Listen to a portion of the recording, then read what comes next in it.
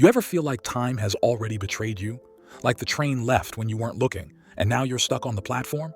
What if I told you, starting late can actually be your secret advantage if you stack the right assets? Here's a fact many don't know.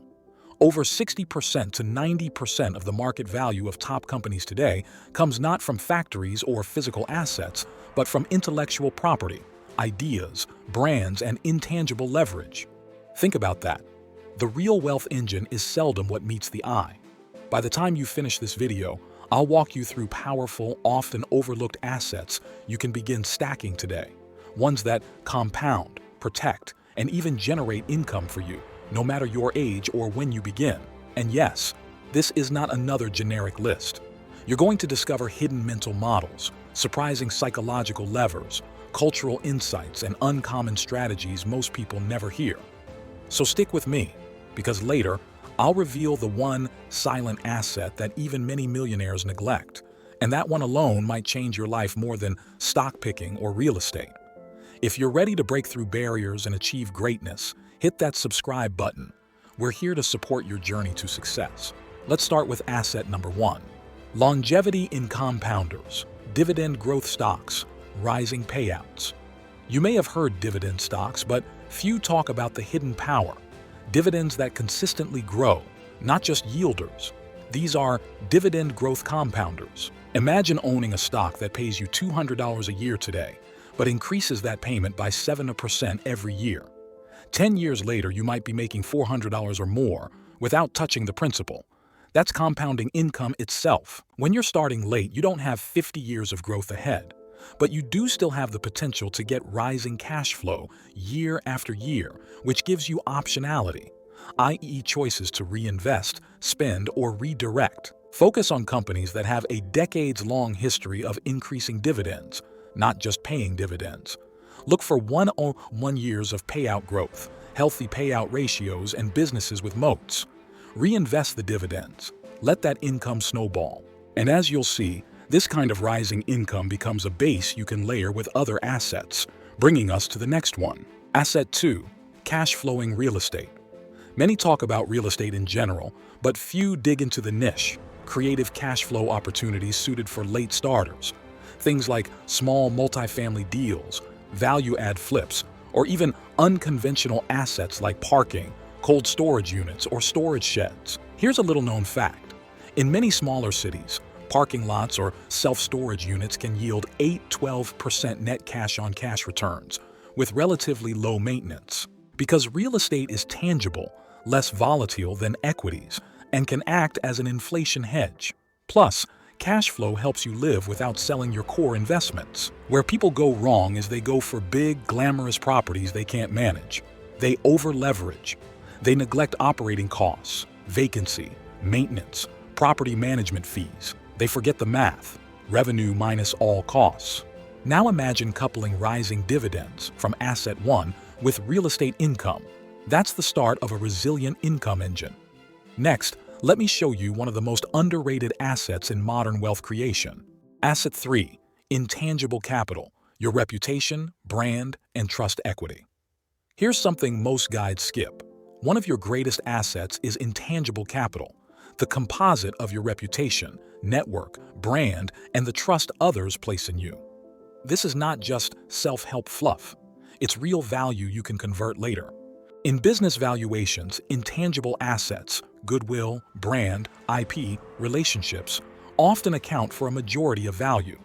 That means for many organizations, the real thing people buy is trust and brand, more than the physical product. If you can build reputation and trust, you can monetize it in many ways. Raise capital more easily, charge premium prices, launch new offers, attract partners or clients. Even if you start late, your reputation can accelerate compounding. Number 4. High leverage skills that multiply income. This one pleases you, an asset you already carry inside you. But not just any skill, rare, high leverage skills, ones that compound, raise your earning ceiling, and open doors. Think of skills like advanced negotiations, storytelling at scale, AI prompt engineering, system design, or institutional capital raising. Skills that are scarce, valuable, and scalable. Skills are portable, scalable, and can be monetized in multiple ways: freelancing, consulting, products, equity. They also help you de-risk. Even if everything else fails, you have something to trade. Question you might ask: is it realistic to master a high-value skill in midlife? Answer is absolutely. Many people pivot careers at 40-50 by mastering something rare. The difference is consistency, depth, and market alignment. It's not about decades of time, it's about focused alignment and leverage. Once you build reputation, asset 3, and high leverage skills, you can convert them into scalable business or intellectual property, our next assets. Let's go there now. Number 5, intellectual property and licensing, your ideas, designs, products, courses. When many people hear intellectual property, they think patents or big tech. But IP can be as simple as a course, methodology, a design, or a system you own and license. Here's a fascinating reality. For many large firms, 60–90% of their market value is tied to IP, trademarks, trade secrets, software, designs. You don't need to be a superstar creator to get a piece of that. Create something unique, a framework, a product, a signature process. Document it, systematize it, package it, then license it, sell it, or rent it. Use non-exclusive deals. Use platforms or partners to scale. Even small IPs can yield recurring royalties or sale multiples.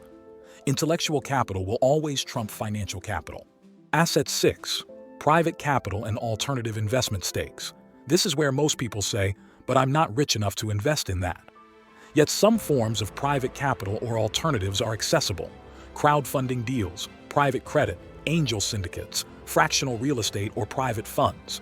These often trade outside public markets and can deliver outsized returns or diversification. Alternative assets tend to have low correlation with stocks and bonds, potentially smoothing your returns and offering asymmetric upside. Also, private deals often come with favorable terms and illiquidity premiums. Use small capital to test, $1,000, $5,000 in trusted syndicates or fractional real estate. Do your homework. Sponsor background, deal terms, downside protection, waterfall splits.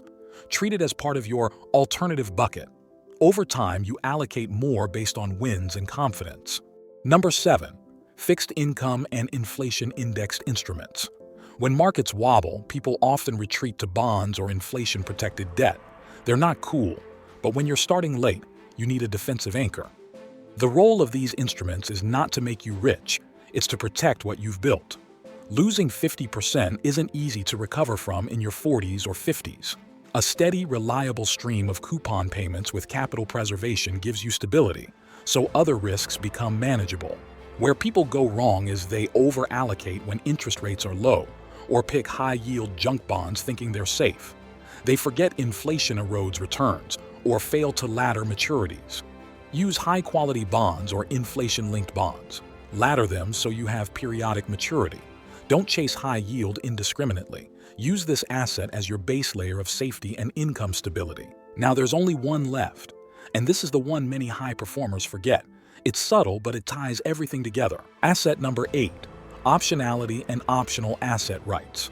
This is the silent asset I promised, the right to optionality. You've built reputation, capital, skills, and now you plant seeds that give you a choice later. Think of convertible debt, rights of first refusal, ROFRs, warrants, preemptive rights in startup rounds, or equity options in ventures you support. Often overlooked, these rights let you benefit from upside without full downside risk. Because wealth is not only about what you already own, it's about what you might own under favorable terms. Optionality gives you leverage with bounded downside. If the venture succeeds, you convert. If it fails, you walk away. Whenever you invest, create or partner with deals, push to include optionality, convertible terms, upside share, rights to future rounds, warrants, coupling of service, equity. Use small capital to get rights in multiple ventures rather than large bets in one. That way your upside is magnified relative to your downside. Think back to that person at the start, feeling time slipped away, thinking, I'm late. Now you hold a new map. You see that real wealth isn't just about how early you began. It's about how well you stack the right assets, how wisely you weave them together. If you apply even half of these assets consistently over 10 years, Your late start won't matter. You'll outpace many who began early but never built intelligently. I believe in the power of shared knowledge. If this video inspired you, like it, share it with your loved ones, and subscribe for more transformative tips. Now, if you want to know about 10 signs prove you're no longer middle class, then watch this video. I'll see you there.